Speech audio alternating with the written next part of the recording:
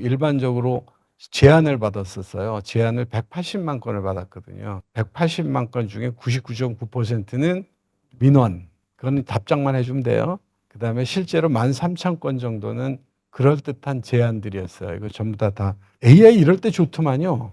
답 넣어주고 소팅하고 분류하고 하는데 아주 기가 막히게 잘하더라고요. 생각보다 비용이 많이 들지 않았다라고 얘기할 거죠. 그래서 비전, 원칙, 목표, 그 밑에 전략, 과제 이렇게 하고, 요게 이제 564개는 거의 다 장관 과제예요. 장관들이 하셔야 될 거고, 대통령 과제는 또 따로 뽑았어요. 12개를. 왜냐하면 여러 부서에 겹쳐 있기 때문에 대통령 과제를 뽑았고, 지역 공약. 재정 상태가 지금 뭐 세수 상태가 너무 안 좋아서 최소한으로 줄여서 210조로 만든 이런 구조를 가져왔다라고 얘기를 할 수 있겠습니다. 아까 첫 장에서 여러분들께 이제 이런 얘기들을 되게 한 것 같아요. 그죠? 우리가 지금 헌법 1조와 관련된 정치 체제에 관련된 얘기들 참 많이 했잖아요. 그래서 임시정부부터 시작해서 계속 해왔던 게 대한민국의 민주공화국이라는 얘기를 이제 끊임없이 해왔던 그런 얘기들이고, 그 과정에서 이제 알만하면 계획만 세우면 그대로 딱 되면 얼마나 좋겠어요, 세상이. 계획 세우고 잘 안 됐지만 하여튼 계획은 세웠잖아요, 민주공화국이라고. 그러고 나서 곧장 시작했던 게 성장, 빈곤 이런 문제들이었고, 그다음에 처음에 세웠지만 잘 안 됐고 새로운 문제의 도입, 이게 이제 민주주의와 인권을 같이 얘기했던 시절들이 우리한테 있었죠. 제가 40대, 30대 후반에 이제 사회운동을 했던 것 중에 하나는 기초생활법 보장, 국민 기초생활법을 만들자라고 하는 거를 위해 사람들과 같이 돌아다녔던 기억이 있어요. 그전에는 국민 기초생활이라고 안 불렀죠. 뭐라 불렀죠?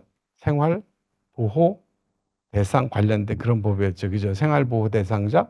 이렇게 불렀잖아요.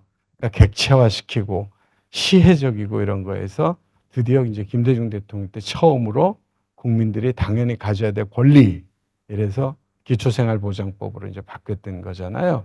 그래서 그런 것들이 같이 나오기 시작했는데, 우리 선진국이 되면서 지금부터는 인권, 행복추구권 이걸 본격적으로 해야 되겠다 이런 얘기죠.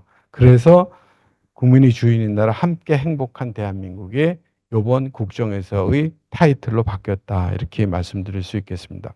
이제 원칙을 어떻게 위상을 두느냐 하는 건 어렵더라고요. 그러나 비전을 수행하는 자세, 국가 비전을 수행하는 자세를 가지고 원칙으로 삼았었어요. 원칙은 경청해서 통합하자라고 하는 걸로 이름을 바꿔서 지금 대통령 잘하고 계시죠. 굉장히 열심히 타운홀 미팅 무지하게 열심히 하셨고, 또 지난번 전 정부 강요들하고 같이 활동을 하셨고, 국무회의를 그 중에 한두 분은 본인도 생각도 사표 쓰고 준비를 했었대요. 근데 갑자기 하라고 그래서 깜짝 놀래가지고 얼떨결에 네 그랬다 그러더라고요. 그래서 경청 열심히 하고 계신 거고, 경청하지 않으면 통합 못하죠. 그래서 경청으로 통합하자는 거고, 신뢰를 또 쌓는데 그 신뢰는 공정하지 않으면 누가 신뢰를 할 수 있겠어요. 그래서 그런 부분 잡았고요. 그다음에 항상 하는 얘기지만 이재명 대통령은 개념과 관념을 먼저 배운 사람이 아니에요. 교과서를 나중에 들여다본 사람이잖아요. 초등학교 고학년 교과서, 중학교, 고등학교 교과서를 다 커서 본 사람이잖아요. 그러니까 책에서부터 본 게 아니라 살면서 먼저 체득을 했기 때문에 어디 가든지 얘기하는 게 항상 성과, 그죠? 성과. 직급도 상관이 없어요. 성과만 잘 나올 수 있다면 학업지한테도 바로 듣고, 그다음에 그 프로세스 같은 거 지키려고 노력은 하지만 안 지켜도 상관없다, 이런 생각들을 해요. 그래서 지금도 아마 그러신 것 같아요. 지금도 공무원들이 보내면 읽고 장관한테 부탁하고 이거 좀 해주세요, 이렇게 거꾸로 하는 것도 생각하시는 것 같아요. 그러니까 장관도 힘들겠죠, 그죠? 갑자기 사무관이 보낸 거 읽고 나서 이거 좀 괜찮은 건데 장관 어떻게 생각해요? 장관 들은 적도 없지. 갑자기 지시하면은 야, 당신보다 한참 아래에 있는 직원이 보낸 거야, 이러면 이제 놀래고 그렇게 열심히 챙기는 상황이 벌어진 거죠. 그래서 성과 얘기를 계속 이렇게 원칙으로 잡았고요.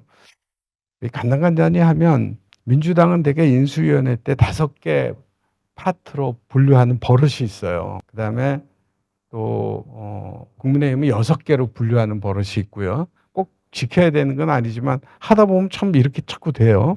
그래서 통합 정치, 그다음에 성장을 위해서 기술주도 성장, 혁신 경제, 그다음에 또 성장의 한 측면이기도 해서 균형 성장, 기본 사회, 실용 외교 여러 가지 5개를 가지고 분류를 했다 이런 말씀드리고, 요게 전체 프레임이에요. 이게 전체 프레임인데 요거는 똑같은 구조로서 어저께 국무회의에서 통과됐을 거예요, 아마요. 그래서 그 전에 거는 안이라는 이름으로 릴리즈되었고 어제는 그냥 국정과제로 릴리즈가 그냥 됐을 겁니다.